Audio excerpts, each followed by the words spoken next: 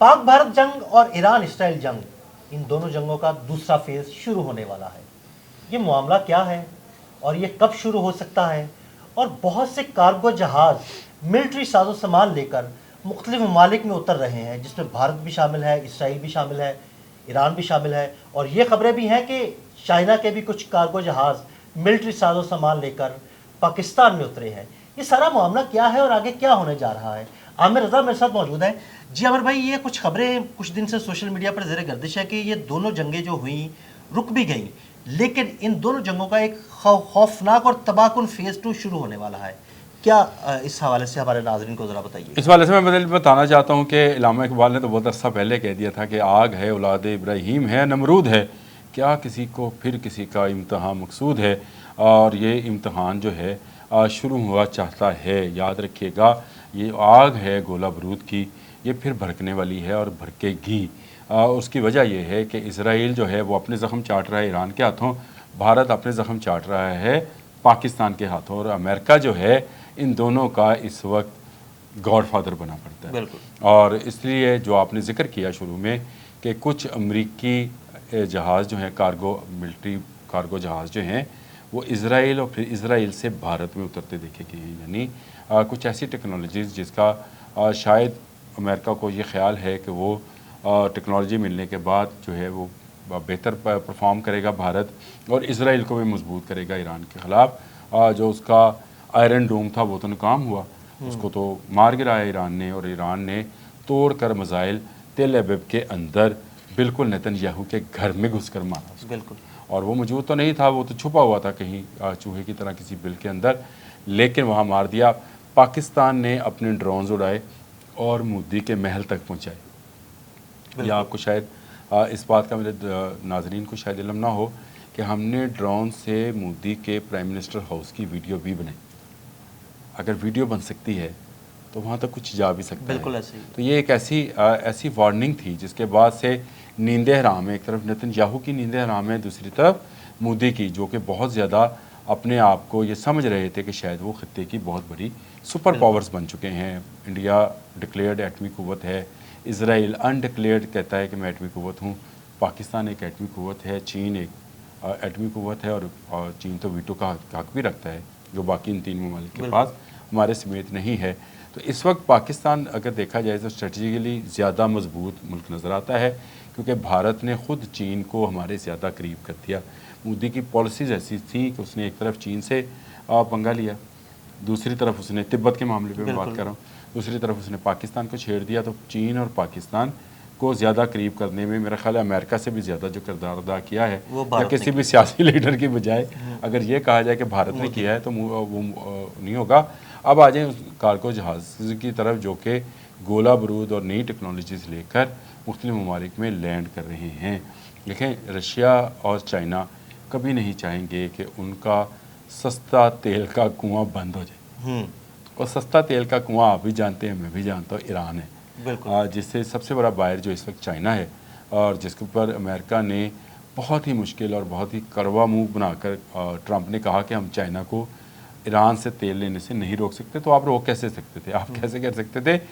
کیونکہ وہ ڈالرز میں پیمنٹ نہیں کر رہے ہیں، یہ بڑی بات ہے۔ وہ اس کرنسی میں جو کہ لوکل کرنسی ہے اس میں چیزوں کا تبادلہ کر رہے ہیں۔ یہ بڑی الارمنگ بات ہے، اور عنقریب میرا خیال ہے پاکستان بھی اسی میں جائے گا تو بچت ہوگی، کیونکہ جب تک ہم ڈالر پر ڈپینڈنٹ رہیں گے تب تک ہمیں امریکہ کی طرف دیکھنا پڑے گا۔ امریکہ کا کیا ہے، جتنے مرضی ڈالر چھاپے، وہ کون سی اس کے پیچھے کوئی گولڈ کی مائن ہے؟ بالکل، اس نے تو گولڈ سے نکال دیا کرنسی کو اور ڈالر پہ لوگوں کو لے آیا۔ تو میرا خیال یہ ہے کہ یہ جو کارگو جہاز اتر رہے ہیں ان میں وہ ٹیکنالوجیز ہیں جو آنے والے وقت میں جنگوں میں استعمال ہوگی، اور جیسے کہا جاتا ہے کہ تیسری عالمی جنگ جو ہے پانیوں پر لڑی جائے گی۔ کون سے پانیوں پر لڑی جائے گی؟ کبھی آپ نے یہ سوچا ہے کہ وہ کون سے پانی ہوں گے؟ وہ کوئی دریا کا پانی نہیں ہے جو کہ بھارت نے کہا تھا کہ میں روک لوں گا، روک لے اگر وہ اس کی اتنی قوت ہے تو، اس کے نہیں ہے۔ تو یہ سمندروں میں لڑی جانی ہے، اور کون سے سمندر ہوں گے؟ یہ ہمارے یہی کوئی بحیرہ بنگال ہے، بحیرہ عرب ہے، ان پانیوں کے اندر لڑی جانی ہے، امریکہ سے بہت دور۔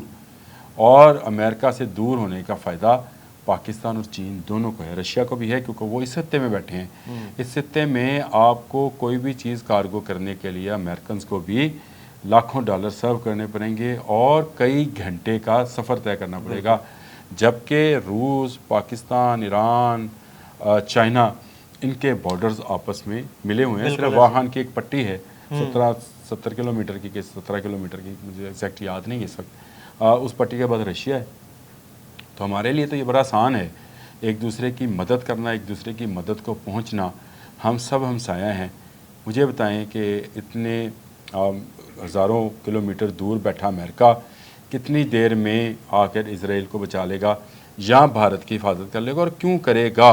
वह अमेरिका का F-35 जो कि मोदी ख़रीदना चाह रहे थे, उसको गिराकर ईरान ने साबित कर दिया कि कोई भी टेक्नोलॉजी जो है उसको गिराया जा सकता है। मैंने आयरन डूम की बात की, उसके बाद ट्रंप ने, आप किसी दिन उस पर भी हम बात करेंगे, गोल्डन डूम क्या है, गोल्डन डूम की बात शुरू कर दी कि हम वो बनाने जा रहे हैं। तो अभी बहुत दूर है, जैसे कोई नई टेक्नोलॉजी आती है उस टेक्नोलॉजी का तोड़ जो है चाइना में, जर्मनी में, रशिया में तैयार कर लिया जाता है। ज़रूर आपने बिल्कुल ठीक निशानदही की कि वो सब जो चला ईरान, इसराइल या इंडिया, पाकिस्तान, ये ट्रेलर था, पिक्चर अभी बाकी है मेरे दोस्त। और ये जो पिक्चर बाकी है ये बड़ी खौफनाक और होलनाक है। इसके लिए हमें भी तैयार रहना है। अल्लाह का शुक्र है कि हमारे पास ऐसी अस्करी और सियासी क़यादत मौजूद है जो बर वक्त फ़ैसला कर कर पाकिस्तान के अवाम को हिफाजत फराहम कर रही है। बर वक्त फ़ैसलों से मुराद वो जदीद टेक्नोलॉजीज़ हैं जो पाकिस्तान बाय कर रहा है चीन से और सस्ते दामों कर रहा है, जिस पर बहुत ज़्यादा इंडियन, अगर आप व्लॉगर्स को सुने या इंडियंस आप चैनल्स को देखें तो आपको नज़र आएगा कि इस वक्त जी टीवी पर एक हंगामा बरपा है कि जी पाकिस्तान दी तो मौजे ही मौजे। ये उसने लफ्ज़ बोला, उसने कहा इनकी तो मौजे ही मौजे हैं।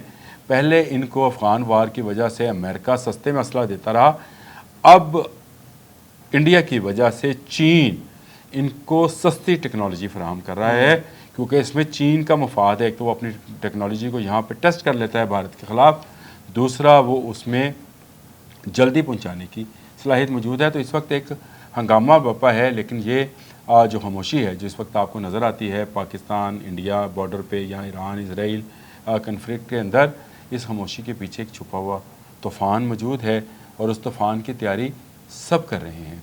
आपको याद रखना चाहिए कि हमारे अस्करी और सियासी क़यादत भी इस वक्त पूरी तरह से जाग रही है।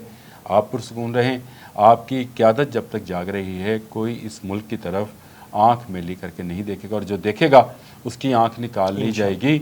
और ये जज्बों की जंग है, ये हौसले की जंग है, ये सब्र की जंग है। पाक इंडिया जब वॉर शुरू हुई मई में थी जी, और उसमें मैंने आपसे कहा था कि पाकिस्तान जो जवाब देगा वो बड़े सब्र और तहम्मुल से देगा, लेकिन जो देगा वो ऐसा होगा कि उसके बाद जो मद्दे मुकाबल मुल्क है, मोदी है या उसकी सरकार है, घुटनों के बल आ जाएगी। और आपने देखा कि वही हुआ। हमने 3 दिन 4 दिन इंतज़ार ज़रूर किया, लेकिन जब जवाब दिया तो घुटनों के बल आ गए। पाकिस्तान की अस्करी और सियासी क़यादत जाग रही है। जब तक जाग रही है आप पुरसुकून रहिए, आपकी तरफ कोई मैली आँख से नहीं देख सकता है।